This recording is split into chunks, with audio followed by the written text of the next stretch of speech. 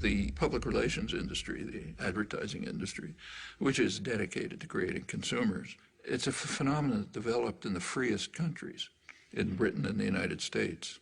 And the reason is pretty clear.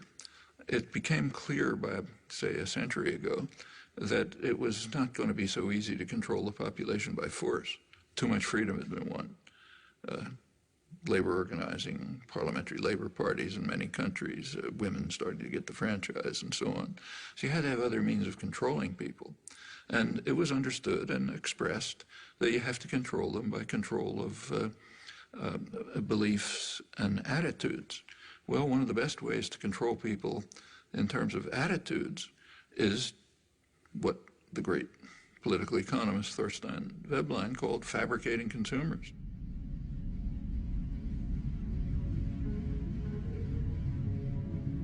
If you can fabricate wants, make obtaining things that are just about within your reach the essence of life, they're going to be trapped into becoming consumers.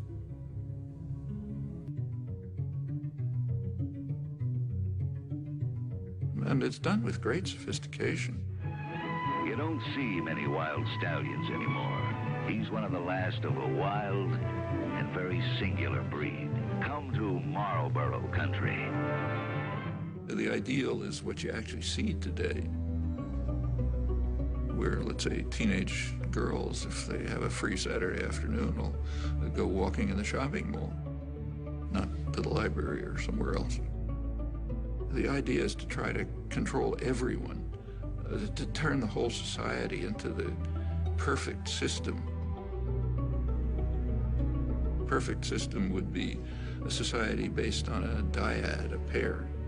The pair is you and your television set, or maybe now you and the internet, in which that presents you with what the proper life would be, what kind of gadgets you should have. And you spend your time and effort gaining those things which you don't need and you don't want, and maybe you'll throw them away. But that's the measure of a decent life.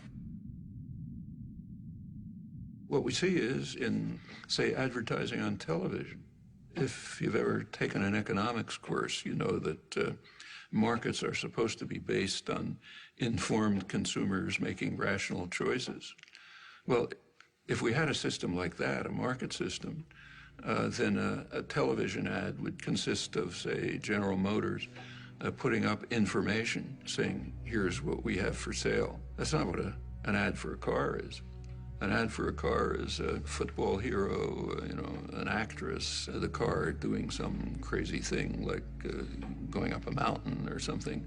The point is to create uninformed consumers who will make irrational choices. That's what advertising is all about. And when the same institutions, PR system, runs elections, they do it the same way.